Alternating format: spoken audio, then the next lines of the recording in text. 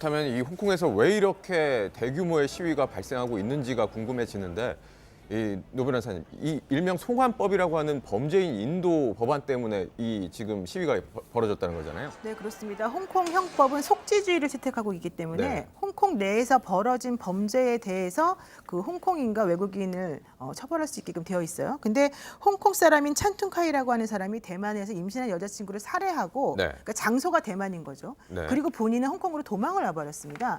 그러다 보니까 대만 당국에서는 찬퉁카이 달라 이렇게 얘기를 한 거고 네. 홍콩에서는 우리 법에 따르면 당신들한테 내줄 수가 없다 이렇게 얘기가 된 거죠. 그러다 보니까 중국에서도 그렇고 범죄인 인도 조약을 맺어서 실제적으로 그런 뭐 속죄주의를 택하고 있더라도 다른 나라에서 요구하면 보내자 이런 얘기가 나왔습니다. 네. 그래서 범죄인 인도 조약을 지금 급하게 체결을 하려고 지금 개정을 하려고 만들었죠. 네. 그랬더니 홍콩 사람들이 그런 것들에 대해서 왜 절차적 정당성을 거치지 않고 무조건 하느냐. 그리고 또 하나 그렇게 하다 보면은 실제 중국에서는 우리 그 홍콩에 있는 사람 중에 중국 체제를 되게 반대하는 사람들을 네. 데려가는데 악용할 소지가 있으니까 이건 하지 말아야 된다. 이런 얘기 좀 하면서 지금 시위를 하는 거죠. 그렇군요. 고 의원님, 이 홍콩이 중국에 반환된 뒤 벌어진 시위로는 가장 크다고 하는데, 네.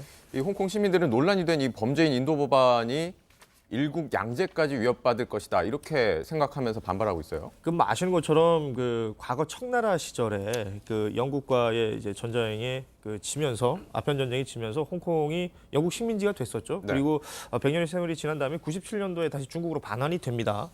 그때 약속됐던 내용이 바로 이 일국 양제예요. 하나의 나라에서 두 개의 제도가 운영이 된다라는 얘기인데.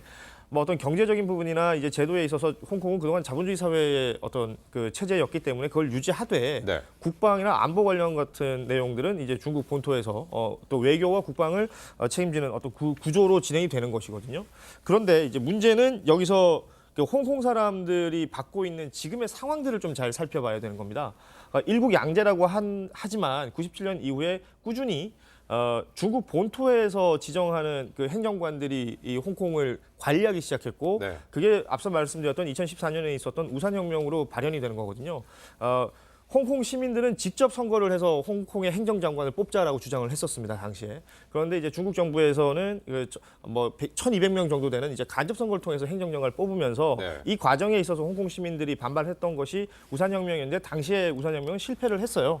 지금 행정장관은 친중국파로 알려져 있고 그 외에 모든 행정 절차들이 중국에서부터 관리한다, 컨트롤한다, 베이징 발이다, 뭐 이런 얘기들 많이 하는데 이런 과정에서 홍콩 시민들이 중국에서 들어온 뭐 여러 가지 그 경제적인 부자들이 들어와서 지금 부동산 장악해버리고 집값 올라가버리고 나는 네. 먹고 살기 힘들어지고 이런 일련의 과정들 속에 이 앞서 말씀하셨던 이 범죄인 인도 법안이 얘기가 나온 겁니다. 네. 중국에 반대하거나 중국에 좀 불편한 얘기를 하는 사람들 다 잡아가려고 이러는 것 아니냐. 실제로 홍콩에 있던 어떤 한 서점 주인이 이 중국 체제에 대해서 좀 불만이 섞인 SNS를 올린 적이 있었는데 이 사람이 실종이 됐었거든요. 네. 어디 갔었느냐 따져봤더니 당시 이제 중국 본토로 소환돼서 여러 가지 고초를 겪었던 것으로 알려지면서 지금 이 이야기들이 좀 더 본격적으로 나오기 시작했던 네. 것입니다.